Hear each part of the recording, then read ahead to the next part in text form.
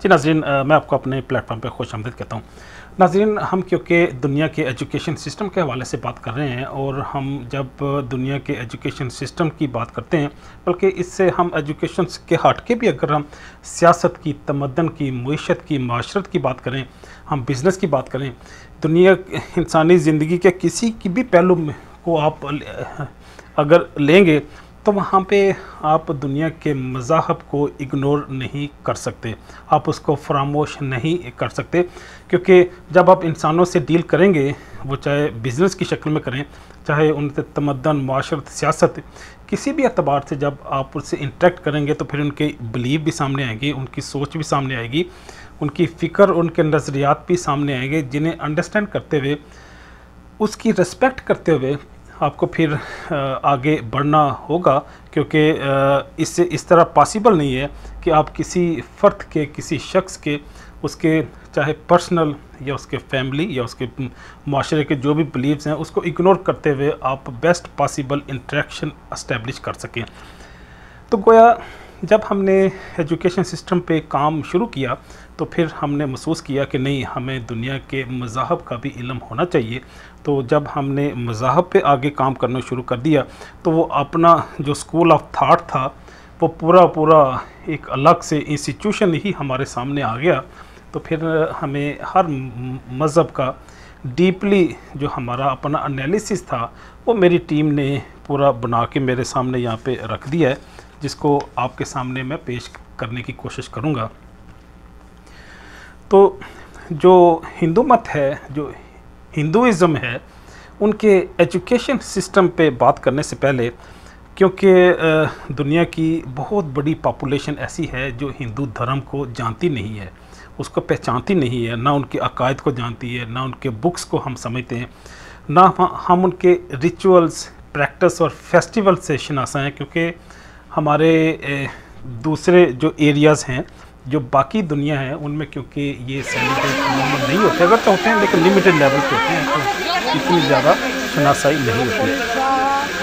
तो हमने फैसला किया कि इन हिंदू धर्म के हवाले से, हिंदुइज़्म के हवाले से कुछ चीज़ें आपके सामने पेश कर दें, ताकि इसके बाद जब हिंदुइज़्म के एजुकेशन सिस्टम पर बात करें तो उसको अंडरस्टैंड करना आसान हो। तो हिंदुइज़्म के जो 6 फंडामेंटल गॉड्स हैं, जो सबसे बड़ा उनका खुदा है उसको वो ब्रह्मा कहते हैं, जो क्रिएटर है, जिसने इस कायनात को क्रिएट किया, ये उनका अकीदा है। मैं उससे बहरहाल एग्री नहीं करता। हम तो जो बीइंग मुस्लिम, हम कहते हैं इस पूरी कायनात का एक ही खुदा है, एक ही रब है, वो रब्बुल आलमीन है। लेकिन हिंदू धर्म के मुताबिक इस कायनात का जो क्रिएटर है उसको ब्रह्मा कहते हैं। दूसरा है विष्णु के नाम से उसको याद करते हैं। विष्णु की फिर आगे 2 कैटेगरीज़ हैं या 2 उसकी अशकाल हैं, जो उसकी अपीयरेंस हैं। एक रामा है, दूसरा कृष्णा है। और ये प्रिजर्वर है, ये प्रोटेक्टर है, ये प्रोटेक्ट करता है इस कायनात को। तीसरा उनका जो रब है वो है शिवा। शिवा को वो डिस्ट्रॉयर कहते हैं। जो चौथा है लक्ष्मी है। लक्ष्मी दौलत को डील करती है, वो रिसोर्सेज को मैनेज करती है। फिर सरस्वती है। सरस्वती नॉलेज को, इल्म को, इंफॉर्मेशन को लुक आफ्टर करती है। फिर जो छठा है वो दुर्गा है। वो दुर्गा है, काली है, ये शक्ति को डील करते हैं। तो गोया इनके ये 6 डिफरेंट गॉड्स हैं हिंदुइज़्म के। अगरचा और भी हैं लेकिन हम उसकी तरफ नहीं जाते, जिस तरह सूर्य है, चंद्रयाना है, लेकिन हम उसकी डिटेल में नहीं जाते। लेकिन ये जो 6 गॉड्स हैं इनके, जो इनकी बुक्स में, टेस्टामेंट्स में डिफाइंड हैं, जिन पे majority of the Hindu agree हैं। 4 मेजर बुक्स हैं हिंदुइज़्म की। जो एक सबसे पुरानी बुक है हिंदुओं की वो वेदास है, उसके 4 आगे कलेक्शंस हैं। फिर उपनिषद है, भगवत गीता है, रामायण है, महाभारत है। रामायण और महाभारत ये चौथी जो कैटेगरी है, ये एक्चुअली एक ही किताब के 2 पार्ट हैं। इनके जो रिचुअल्स हैं, जो प्रैक्टिसेस हैं, जो मेडिटेशन है, हिंदुइज़्म का जो जो प्रैक्टिकली परफॉर्म करते हैं वो 5 कैटेगरीज हैं। पहली कैटेगरी इनकी योगा है, एक्सरसाइज करते हैं और हम इसको देखते भी हैं, अच्छी बात है, एक्सरसाइज करनी चाहिए। मेडिटेशन है, इबादत करते हैं, यो जिसको ज्ञान भी कहते हैं, ज्ञान के नाम से भी ये लोग याद करते हैं। फिर पूजा है, जो मंदिर में, टेंपल में बुतों की, जो इनके खुदा हैं उनकी जो पूजा करते हैं। फिर जो इनकी चौथी प्रैक्टिस है वो फेस्टिवल्स है, वो चाहे होली हो, दिवाली हो, और उसको सेलिब्रेट करते हैं। तो गोया इनकी 4 ये बड़ी बड़ी रिचुअल्स हैं, प्रैक्टिसेस हैं या प्रैक्टिकल परफॉर्मेंस हैं जो अपने हिंदुइज़्म को परफॉर्म करते हैं। हिंदुइज़्म में 5 क्लासेस भी हैं और ये बड़ा अजीब लगता है कि आप बनी नोए इंसान को तकसीम कर दें। इस्लाम बहरहाल इसकी नफ़ी करता है, लेकिन इसके बावजूद भी इस्लाम के अंदर भी लोग इंसानों की तखसीस करते हैं, वो चाहे बरादरी के नाम से हो, चाहे कौमियत के नाम से हो, चाहे किसी के पेशे के अतबार से हो। वो बहरहाल यहाँ पे भी मुसलमानों में भी तखसीस मौजूद है। टर्किश, ईरानियन, पाकिस्तानी, बांग्लादेश, अफ़गानी, ये भी अपनी एक तखसीस मौजूद है। ज़ुबानों के नाम पे भी मौजूद है।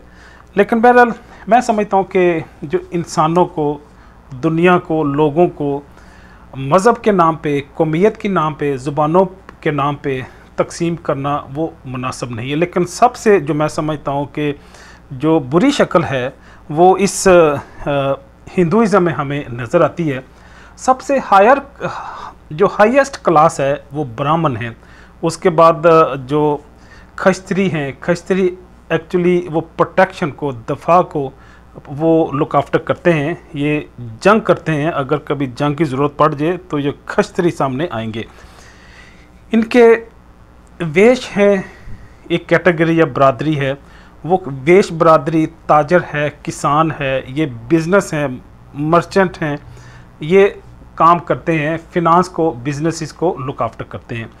इनकी जो चौथी कैटेगरी है वो शूदर है, शूदर मज़दूर लोग हैं और इनकी जो रिस्पेक्ट है, ऑनर है, उस लेवल की नहीं होती जिस लेवल की ब्राह्मण की है, खस्त्री की है, वेश की है।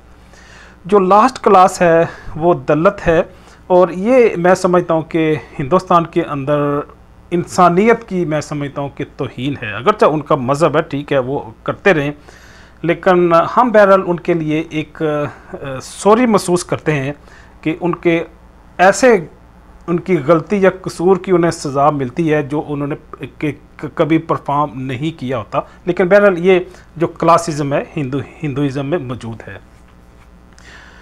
इनकी अगर हम बिलीव्स को थोड़ा सा स्टडी करें, इनके अकायद को अगर थोड़ा सा करें, इनके 5 मेजर और भी अकायद हैं। वो कौन से हैं? जिस तरह धर्मा है, धर्मा मीन ये ड्यूटीज़ हैं, रिस्पॉन्सिबिलिटीज़ हैं, ओब्लिगेशंस हैं। हिंदू धर्म में कुछ लाइबिलिटीज़ हैं जिसको आपने परफॉर्म करना है। दूसरा कर्मा है, कर्मा मीन डीड्स, जो आपके अमाल हैं वो भी ये कंसिडर करते हैं कि आपने कौन से अच्छे अमाल करने हैं, कौन से आपने अमाल नहीं करने, कौन से डीड्स आपने नहीं करने।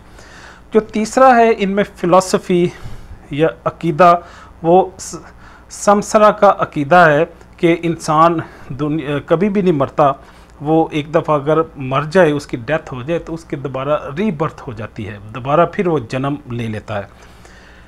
चौथा अकीदा इनका मोक्षा का है। मोक्षा मीन जब एक बंदे के डीड्स अच्छे नहीं होते, उसके कर्मा अगर अच्छे ना हो तो फिर वो रीबर्थ होता रहता है, रीबर्थ होता रहता है। लेकिन एक स्टेज पे जब उसके अच्छे अगर अमाल आ जाएँ, कर्मा डीड्स या अमाल ठीक आ जाए, तो फिर उसकी मुक्ति हो जाती है। वो एक और शक्ल में, एक अच्छी फॉर्म में वो मार्ज़ वजूद में आ जाता है। और इसी तरह का ब्राह्म का एक अकीदा है इनके अंदर कि ये एक एनर्जी है जो पूरी कायनात को रेगुलेट और कंट्रोल करती है। तो गोया ये हिंदुइज़्म का छोटा सा तारफ़ आपके सामने पेश करना मकसूद था कि जब हम इसके बाद हिंदुइज़्म के जो एजुकेशन सिस्टम के हवाले से अगर बात करें तो आपके लिए इस तनाज़र में हिंदुओं के अकायद को अंडरस्टैंड करते हुए उनके एजुकेशन सिस्टम को भी अंडरस्टैंड करना आसान हो। इजाज़त चाहूँगा। अल्लाह हाफिज़।